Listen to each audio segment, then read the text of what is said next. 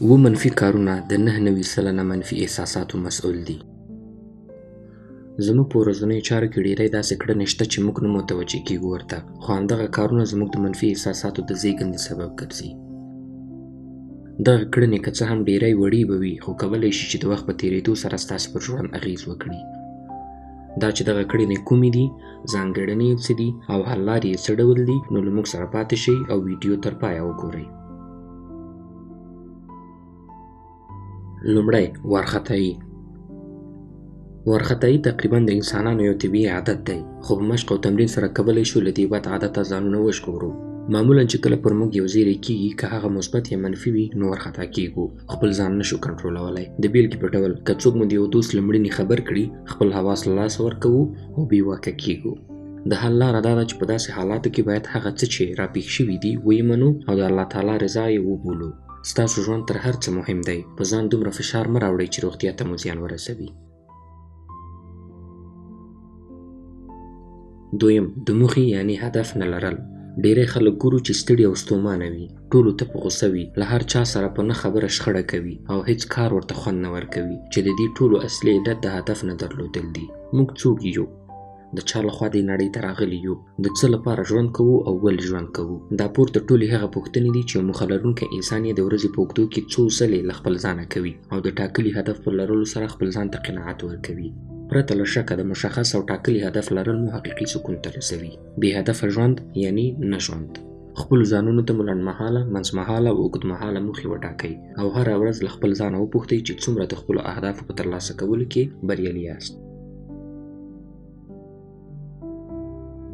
دریم، کار په نیمایي کې پرېښودل.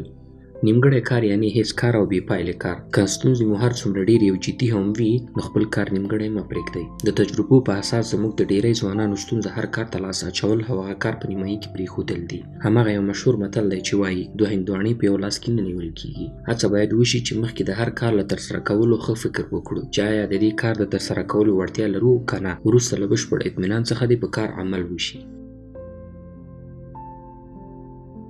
څلورم، له ماتې ویره.